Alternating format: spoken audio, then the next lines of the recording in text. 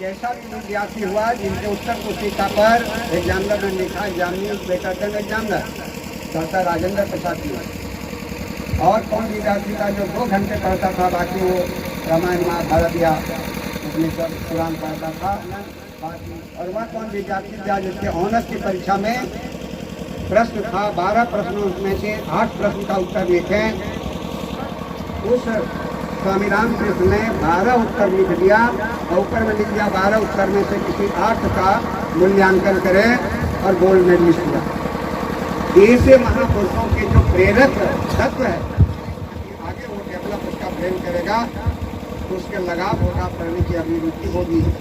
धन्यवाद आपने सुना कहने के लिए, इसके लिए बहुत बहुत आभार। अभी हम लोग यहाँ पर आज के कार्यक्रम की अध्यक्षता कर रहे हैं राम मंदिर उच्च विद्यालय के रिटायर्ड मां शारदे कोचिंग सेंटर में पढ़ने वाले विद्यार्थी जब आज यहाँ से कार्यक्रम में भाग लेकर अपने घरों को लौटेंगे तो हम सब उसको हम लोग अपने जीवन में उतारें, निश्चित रूप से हमारा फायदा होगा, इससे हम लोग इनकार नहीं कर सकते। अब हम कार्यक्रम को आगे बढ़ाते हुए आज के मुख्य अतिथि माननीय श्री नारायण टिवड़ेवाल जी को मैं थोड़ी देर में आमंत्रित करने वाला हूं। उसके पहले 1-2 बातें मैं उनके बारे में रखना चाहता हूं कि माननीय नारायण टिवड़ेवाल जी राष्ट्र समाज को इन्होंने अर्पित कर दिया, कभी भी अपने आप का इस्तेमाल नहीं किया। मैं चूंकि सामाजिक कार्यकर्ता होने के नाते बीच बीच में माननीय श्री नारायण जी से मिलते रहता हूँ और जब समाज के बारे में कुछ चर्चाएं होती है तो हमने जो कुछ इनके बारे में समझा है उसको मैं आज के इस अवसर पर आपसे साझा करना चाहता हूं। माननीय नारायण जी का मानना है कि राष्ट्र को सुदृढ़ बनाने के साथ साथ हिंदू समाज को संगठित, अनुशासित एवं शक्तिशाली बनाकर खड़े करना अत्यंत आवश्यक है। हिंदू समाज के स्वार्थी जीवन, छुआछूत, ऊंच नीच की भावना, परस्पर सहयोग की भावना की कमी, स्थानीय नेता के संकुचित दृष्टिकोण को आप एक भयंकर बीमारी मानते हैं। इन सब बुराइयों से दूर हो। आदरणीय कार्यक्रम की अध्यक्षता कर रहे माननीय कुलदीप महतो जी, मां शारदे कोचिंग सेंटर के निर्देशक विशाल जी, व्यवस्थापक मंच संचालन कर रहे विपेंद्र जी, राजेश केसरी जी, राजेश तिवारी जी, अन्य शिक्षक वृंद और उपस्थित कोचिंग के छात्र छात्राएं, आज हम विवेकानंद जी की जयंती मनाने के लिए यहाँ एकत्रित हुए हैं। तो मैं 2 मिनट पूछना चाहता हूँ, क्या विवेकानंद जी के बारे में आपने पहले किन किन लोगों ने सुना और क्या कुछ कभी पढ़ा है? हाथ उठाएंगे। नहीं जाना, नहीं, कोई बात नहीं। हम तस्वीर देख रहे हैं, मां सरस्वती शारदे की तस्वीर के बगल में जो गौरवर युवक मुरेठा लगाए हुए दीप्यमान चेहरा लगता हो कि जिसके सारे शरीर से आभा प्रकट हो रही हो, ऐसे माननीय स्वामी विवेकानंद का जन्म 12 जनवरी 1863 में विश्वनाथ दत्त जो कलकत्ता उच्च विद्यालय के, कलकत्ता उच्च न्यायालय के एडवोकेट थे, उनके घर में हुआ। पूजा पाठ में धार्मिक कृत्यों में लगी रहती थी, जबकि विश्वनाथ दत्त चाहते प्राचीन हो जाए। और विवेकानंद का जो मन था, नरेंद्र का जो मन था, वो तो दूसरे में ही रवा हुआ था। बचपन में किसी ने कह दिया कि वहां पर भूत रहता है और वो रात में आता है। अब कुछ साथियों को जमा किए और रात को गाछ के पास चले गए कि देखिए भूत कहाँ पर है, कैसा है, उसका रंग क्या है, उसका रूप क्या है। उसी प्रकार किसी ने कह दिया कि सच्चा सन्यासी जो होता है वो ईश्वर को मतलब प्राप्त करवा दे सकता है। तो जो भी उनके यहाँ भिक्षा करने आता था तो कहता था तुम साधु हो? बोला हाँ हाँ, तो तुम ईश्वर से मेरी भेंट। और वहां रामकृष्ण परमहंस, उनसे उन्होंने पूछा कि आप हमको ईश्वर से भेंट करवा सकते हैं? बोला हाँ हाँ, कल आना, तुमको कल ईश्वर से भेंट करवाएंगे। दूसरे दिन नरेंद्र पहुंचा, बोला कहाँ है ईश्वर? बोला उस पानी के नीचे तालाब में। तो देखो तुम माथा झुकाओ और ईश्वर को देखो, वहां तुमको दिखाई पड़ेगा। अब 10-12 वर्ष का बालक नरेंद्र पानी के नीचे माथा झुकाया, उसको कुछ दिखाई नहीं पड़ा। 2-4 मिनट तक ऊपर आना चाहा तो रामकृष्ण ने उसके गर्दन पर हाथ देकर जोर से दबा दिया। अब उसका श्वास लेने में कठिनाई होने लगी, उसको लगा कि दम घुट जाएगा। अगर ईश्वर को खोजने लगोगे, अपने जीवन की पूरी शक्ति लगाकर खोजोगे, अपने जीवन का उद्देश्य बनाकर खोजोगे, तो ईश्वर तुमको मिल जाएगा। और तब से नरेंद्र जो है वो अध्यात्म की ओर बढ़ गए। फिर कॉलेज में पढ़ने लगे। इसी बीच में उनके पिता की मृत्यु हो गई। घर में और आर्थिक तंगी आ गई। अब उनको कमाना भी है। माँ कुछ कहती थी और लोग कुछ कहते थे। तो एक दिन रामकृष्ण परमहंस के पास गए तो बोला तुम बहुत उदास हो, क्या बात है नरेंद्र? बोला नहीं। बोला बताओ। बोला घर में कुछ नहीं है, हमको और धन उपार्जन की आवश्यकता है, मैं समझ नहीं पाता हूँ कि क्या करूँ, किधर जाऊँ। तो बोला जाओ देखो माँ काली है, हम जानते हैं। अच्छा रामकृष्ण परमहंस का किन्हीं ने चित्र देखा है? बड़ी हुई दाढ़ी, एक धोती पहने हुए और महान काली के भक्त थे। तो जाओ काली माँ। शिक्षक के माता पिता कहेंगे, अतिथि कहेंगे, नहीं कहेंगे? कहेंगे। और नहीं कहते उनको कहना चाहिए। आज देखते हैं बहुत लोग प्रणाम करता, बहुत लोगों को कुछ नहीं बोलता, लेकिन कहना चाहिए खुश रहो, मस्त रहो, खूब पढ़ो, खूब खेलो। तो ये बात समझ में आ गई? ठीक है। एक बार कहानी बोल रहे हैं ना, शिक्षक लोग फिर पूछेंगे कि कहानी बताओ जो सुना होगी, इस तरीके से सुनना है। तो आपकी बहुत ज्यादा स्मरण में रहेगा, ज्यादा स्मरण में रहेगा।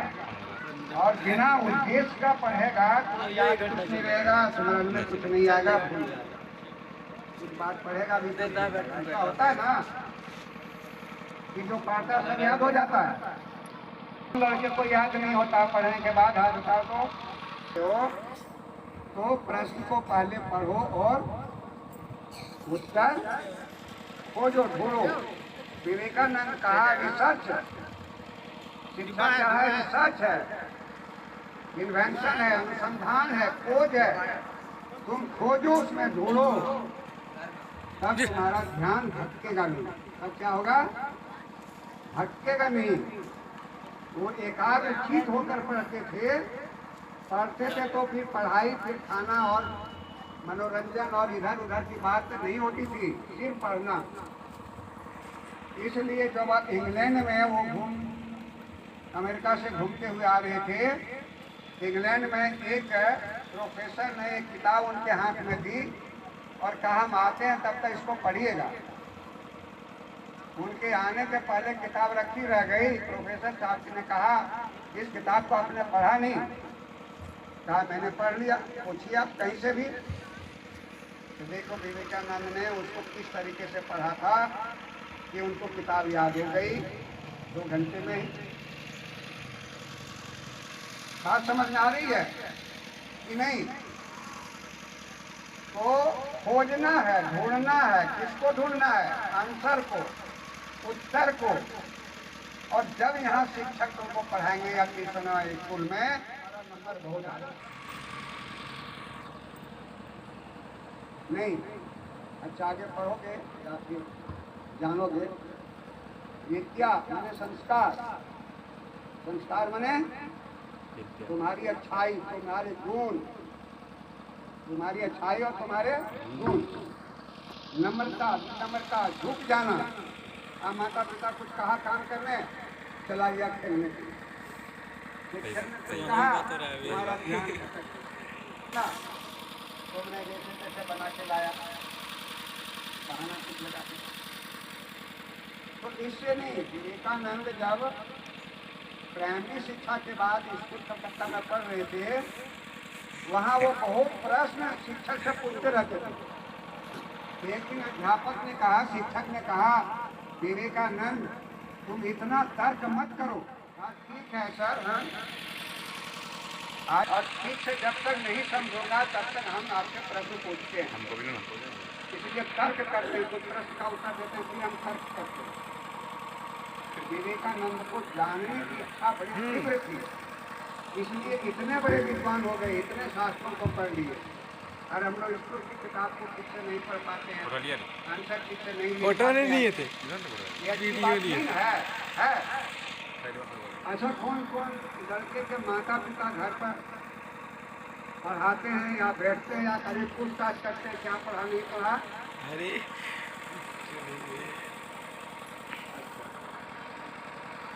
ठीक है। हम जिस विद्यालय में प्रधानाध्यापक थे, वो मोहल्ला जो है 90% बच्चे ऐसे ही परिवार के थे, बल्कि इससे भी नीचे परिवार था, जिनके माता पिता 4 बजे भोर से शाम तक बच्ची बेचने जाते थे, ठेला चलाते थे, रिक्शा चलाते थे, खोचा लगाते थे, यही सब काम करते 95%। और उनके बच्चे वहाँ पढ़ते थे। समझ रहा है? तो गार्जियन की मीटिंग जब हम बुलाते थे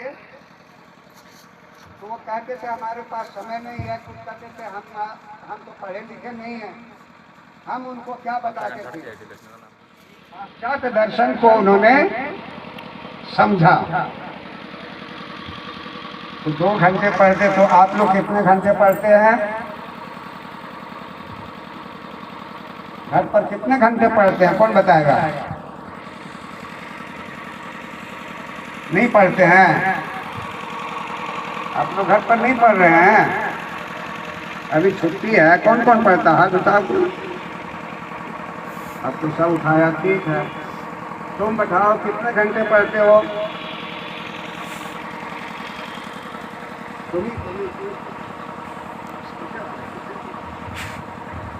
हाँ,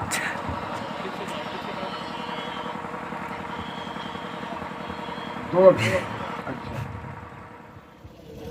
जैसा कि हम सब जानते हैं कि आज हम लोग यहाँ पर मां शारदे कोचिंग सेंटर और मां शारदे कोचिंग सेंटर के जो निदेशक हैं माननीय विशाल जी, उनके नेतृत्व में स्वामी विवेकानंद जयंती एवं पुरस्कार वितरण समारोह का आयोजन किया गया है। मुख्य अतिथि एवं कार्यक्रम की अध्यक्षता कर रहे और हमारे अन्य अतिथि भी कार्यक्रम में आ चुके हैं, जो हम सबके लिए सौभाग्य की बात है।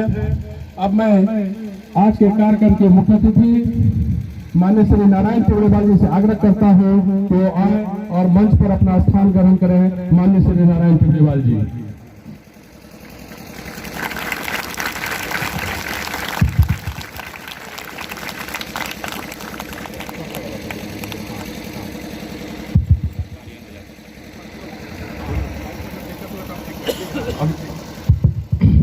अब मैं आज के कार्यक्रम की अध्यक्षता कर रहे राम मंदिर उच्च विद्यालय के रिटायर्ड प्रिंसिपल माननीय कुलदीप महतो जी से आग्रह करता हूँ वो आए और अपना स्थान ग्रहण करें। माननीय कुलदीप महतो जी।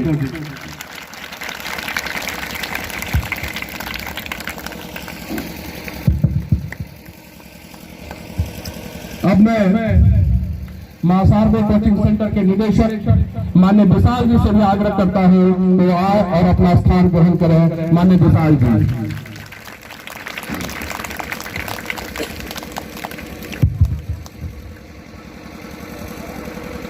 हमारे कार्यक्रम के मुख्य अतिथि एवं कार्यक्रम की अध्यक्षता कर रहे माननीय कुलदीप महतो जी कोचिंग के निदेशक मंच पर आ चुके हैं।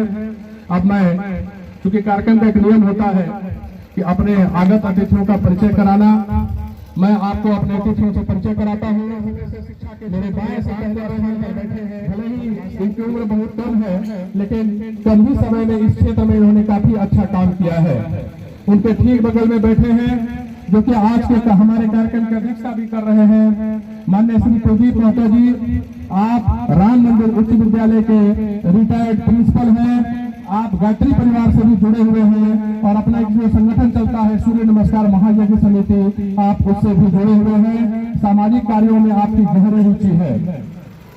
उनके ठीक बगल में बैठे हैं आज के कार्यक्रम के मुख्य अतिथि माननीय श्री नारायण टुगड़ेवाल जी। आप बाल्यकाल से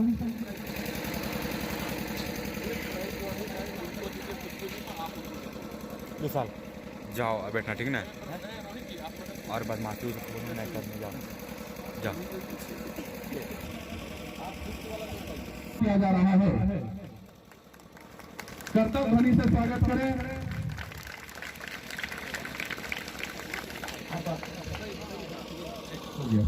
अब फोर्थ प्राइज के लिए सोनम कुमारी जो क्लास 2 की स्टूडेंट है उसको इस कोचिंग के प्रबंधक सम्मानित करेंगे।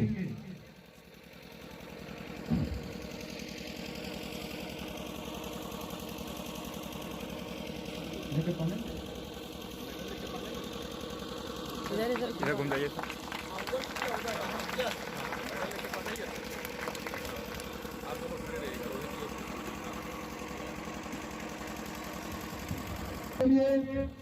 उत्सव भवन जो 72 के स्टूडेंट है उसको मैं आमंत्रित करता हूँ। अब मैं इस कोचिंग के निदेशक विशाल जी से आग्रह करता हूँ कि थर्ड प्राइज देकर उनका सम्मान बढ़ाए।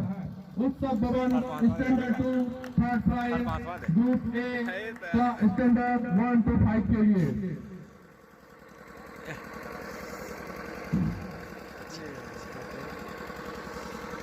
सारी देखिए सर।